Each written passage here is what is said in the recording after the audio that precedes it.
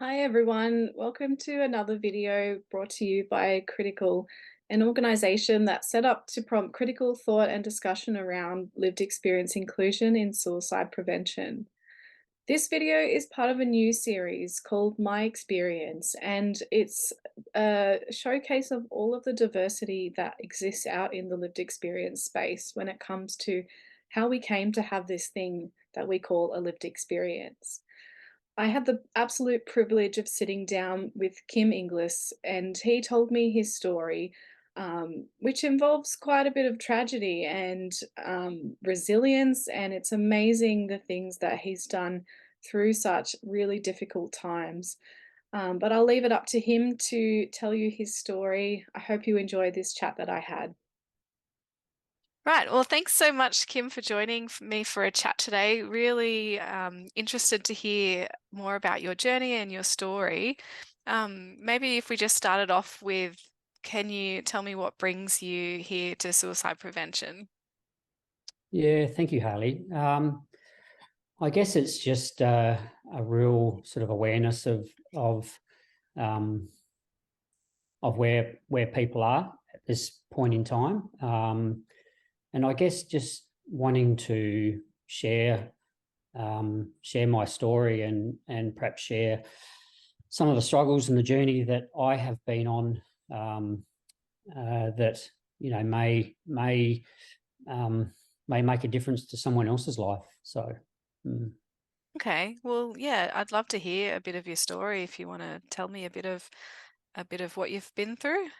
yeah, sure. So, about 13 years ago now, uh,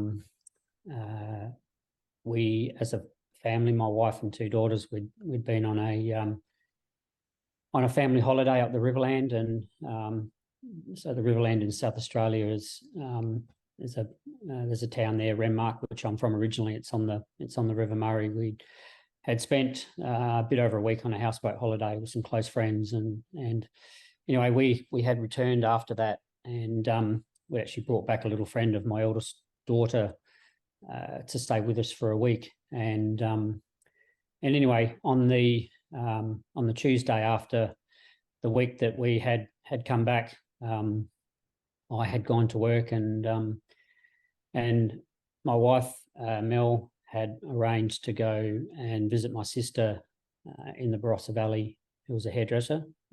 So the girls get their hair cut before they went back to school, and yeah, unfortunately they had a crash on the way over there, and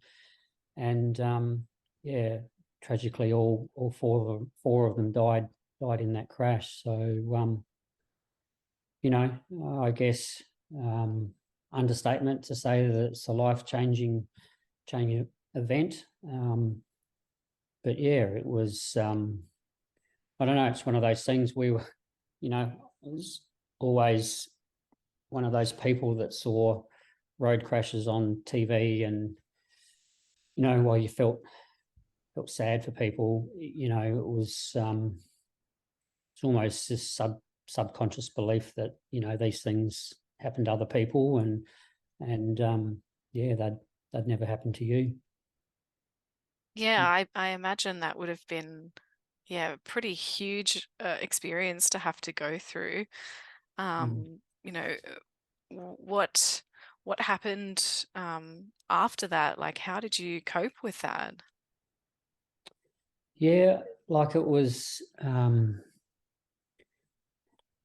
yeah, like I guess there's lots of things that came into play. There was obviously the trauma around hearing that news, and the way in which I heard it, and you know um, how it affected me in the on that day, and in the days after that, leading up to the funeral. And there was a school community where the girls went to, and there was our circle of friends, of course, and family, and it was just a really overwhelming um, overwhelming time. And I think for the 10 days afterwards leading up to the funeral, I was really lucky that I was surrounded by a lot of wonderful friends and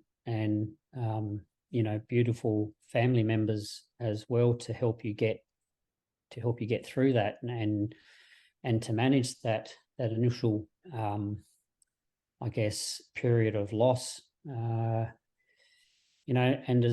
as tough and distressing as that was at the time, I think the real difficult period was probably in the months that followed. Everybody has to go back to living their normal life and go back to work and school and all the rest of it, and to a certain degree life does go on, but I guess that's probably when I felt they were probably some of the more darkest days and nights is in the months after coming home to an empty house and just everything still being there, like it was on the day that they left that that day before the crash. So they were probably some of the toughest times. Yeah, and that's something I hear a lot from people that have lost people to suicide or another form of death. Um, what do people need when they lose someone in that time period? Because it does seem like a really hard space.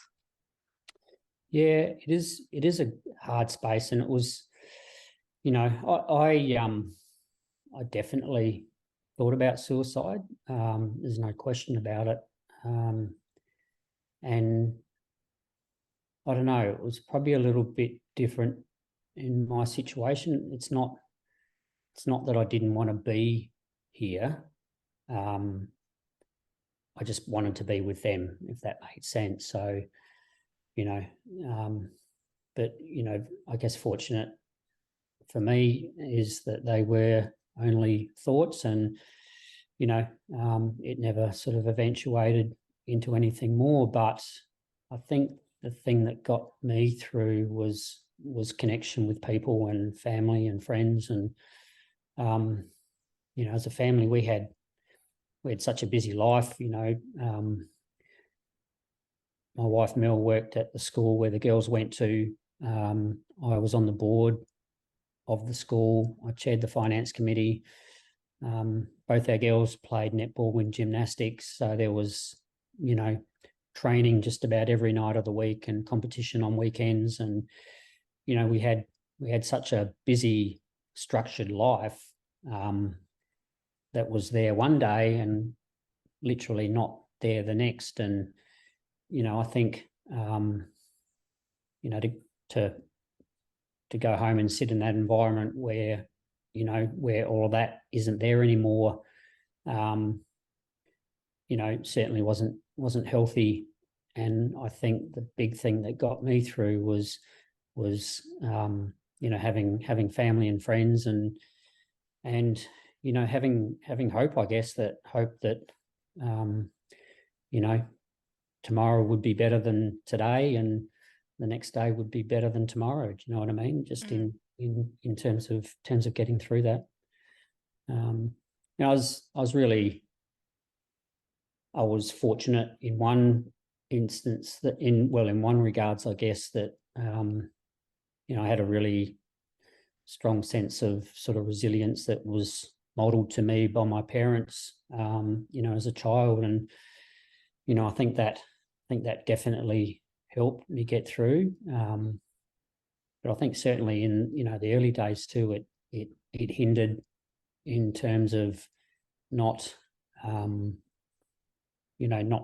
reaching out to, professional support, not telling people how I was really feeling and trying to be this big, brave, stoic person that handled it really well when deep down I wasn't doing very well and, needing some help, but trying to be this resilient, strong, stoic person to everyone. So, yeah. So did that work? Because you've come through the other side of that experience. What was it that that got you through? Was it just pretending that everything was fine and that you were I coping? think exercise, to be perfectly honest, really helped me in the early days. So, you know, I'd lost a lot of weight after the crash, and in the weeks leading up to the crash, my eldest daughter Claudia was training for some cross country running events, and so I had started running with her as a means to help her train, and you know, I played football and tennis and all that as a kid, and but probably, you know, between the ages of 30 and 40 or early 40s, hadn't done a lot of physical exercise, and you know, I think in those early days I did start running, and it was initially I ran because I felt closer to Claudia, my eldest daughter in particular, but I felt closer, you know, to the whole family, and I don't know, I guess the emotional pain, the physical pain of running made me feel a little bit closer to them as well. But you know, I think the solitude of running as well, you know, and we lived in a rural area. You know, there wasn't anything around other than sheep and cows, and so I'd be running down dirt roads by myself, and I don't know, there was almost this sort of freedom in that I could be myself, and I could cry and grieve and do all the things that I needed and I need to do, you know, without having to mask them or bottle them up, you know, in front of other people. Yeah, I definitely relate to that. I've spent some time living in rural areas, and yeah, just the freedom when there's no one around, just to get out and no one's watching you. You can just be in the open air, and yeah, it is very cathartic and soothing. Yeah. Mm. And you know, I think about 6 months after the crash happened, I did go and help see a therapist or a psychologist, and you know, quite wrongly at that time, you know, went in there with a pretty closed mind. You know, I had this, I don't know whether it was anger or, but I had this thinking that, you know, how could she possibly help me? Unless she's been through what I have been through, then how could she possibly know what's going on, and how could she help me? So, you know, I sort of went in there with a really closed mind, and you know, didn't even really give it a chance, to be perfectly honest. And you know, it probably wasn't until 12 or 18 months even after that you know, I guess I found that I was bottling the grief up, masking it, and you know, getting to a stage where it became unhealthy, and you know, all the emotions would just not explode in a violent or self-harming sort of way, but you know, just get to the point where there was this just huge release, and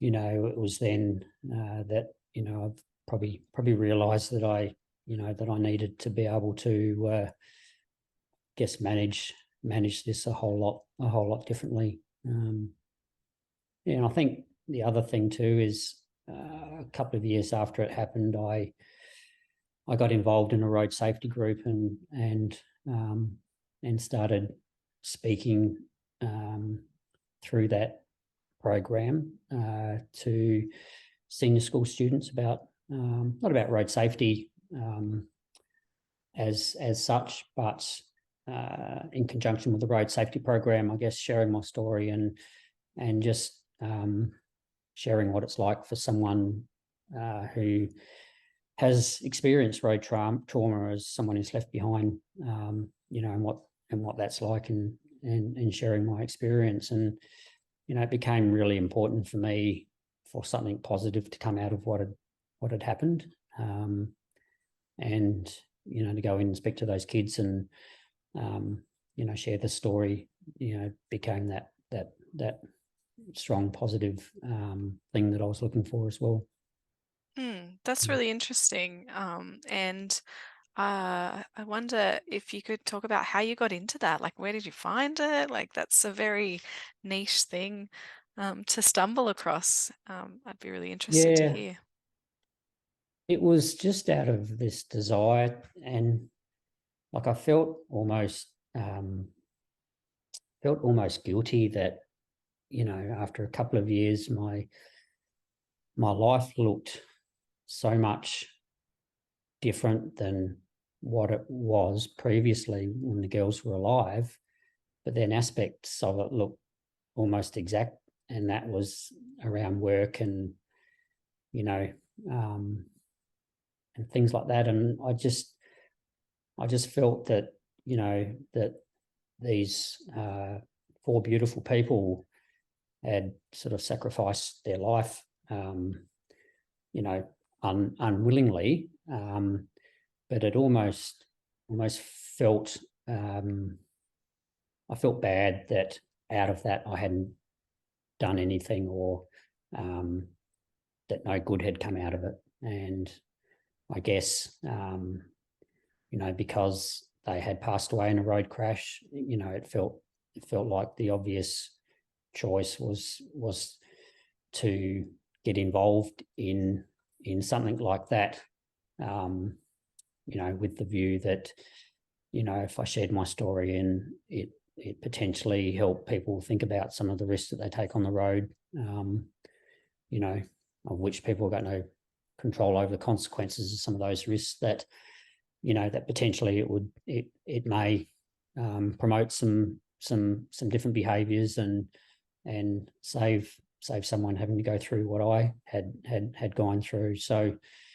I looked at a whole lot of different programs and came across one which was run through the South Australian Metropolitan Fire Service called RAP, Road Awareness Program, and that was, I guess, a program that they spoke about from their perspective as the first responders that essentially cut people out of cars when they've had a crash, of which they would have had to have done to my family. And I just sort of felt it was a really good program. It was quite sort of in your face, and I remember the first time I saw it, I was sort of was quite confronting, I guess. But yeah, I knew that it was something that I sort of wanted to get involved in, and ultimately it sort of, I found it quite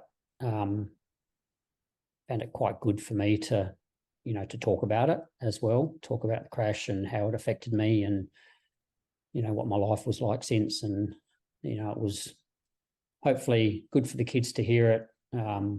It was part of a good message going to schools, but it was also, I think it was also really sort of positive for my mental health and well-being to be able to talk about it in that way as well. Yeah. And I've done some community type speaking things like that, and some really cool things happen after them, but also really challenging questions and people that you get coming up to you. What's a really cool thing and a really challenging thing that you found with doing these kind of public presentations about your lived experience? Yeah, I guess the challenging thing is that I still get really emotional talking about it. And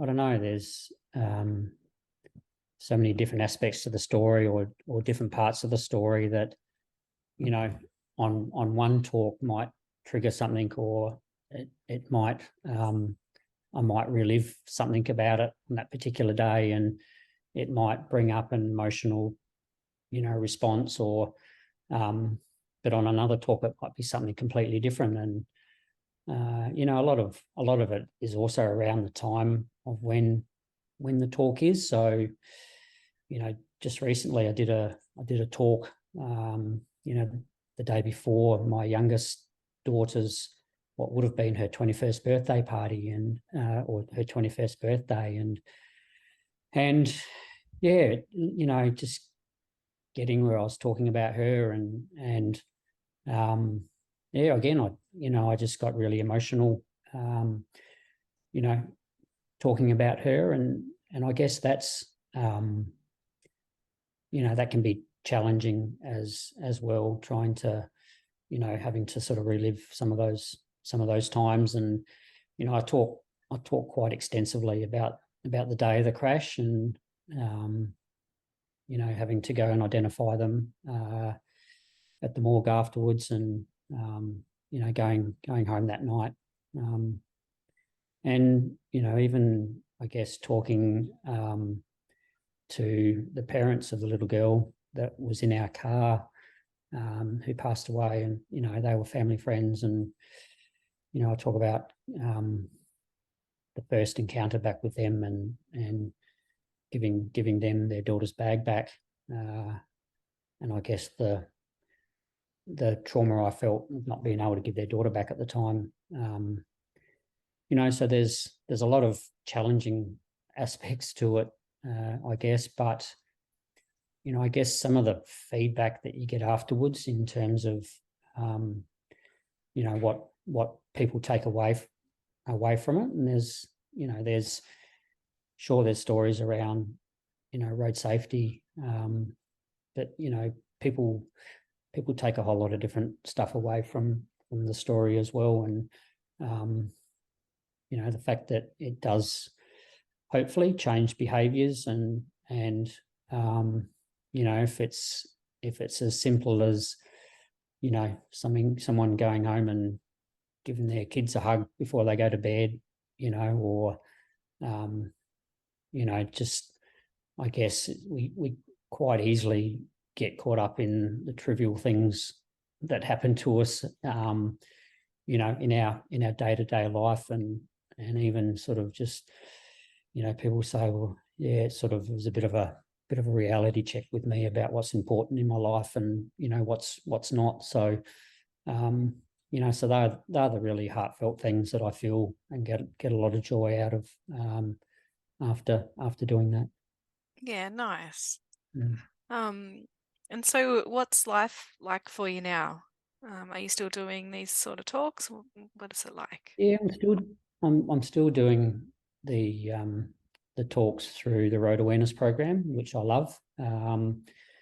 I've done a number of talks at different organisations, you know, in particular around men's mental health and suicide prevention. So that's something that I'm really passionate about, and something that I enjoy. And you know, I think you know, the one thing I guess, and it's just I can reflect on my own journey about, you know, the struggles as a 55-year-old man, and feeling comfortable about opening up and being vulnerable, and having the courage now to be able to stick my hand up and ask for help when I'm not coping, or going and seeking help. Whereas, you know, I wasn't always like that. And, you know, I think it's part of it's around this cultural expectation about how men are supposed to be in the world. And, you know, I think the younger generation do it far better than what my generation does. But, you know, there's still this stigma around that, you know, to be vulnerable and to ask for help and to show signs that you're not coping mentally, both as women and as men. But I think men, you know, in particular, there's this stigma around that it's a sign of weakness, and that, you know, we should just be able to suck it up and get on with it. And, you know, that's not healthy for anyone. And, you know, my message is that it's not a sign of weakness. It's actually a huge sign of courage for someone to be able to talk to their mates about their struggles, and stick their hand up and ask for help, you know, when they're not coping. So so that's something, you know, that I'm really passionate about, is trying to model, I guess. And that's such an important message to be getting out there. I know, yeah, lots of men who do struggle to express themselves, and I just wish that there was a safe space where they would be able to do that. So it's important work to kind of unpack that stigma a little bit. I think, you know, I think it is changing, Hayley. There's, you know, I know where I live, there's a number of really positive, you know, men's groups that that men can come together, you know, in a really safe space and share what's going on, talk about their struggles without any fear of judgment or criticism, or even, you know, trying to help. It's not even normally a case that people are looking, or men in particular, are looking for help. It's just about, you know, being heard, and sometimes it's just about realizing that, you know, these things that are going on in our life, our issues, you know, they're just not happening to us.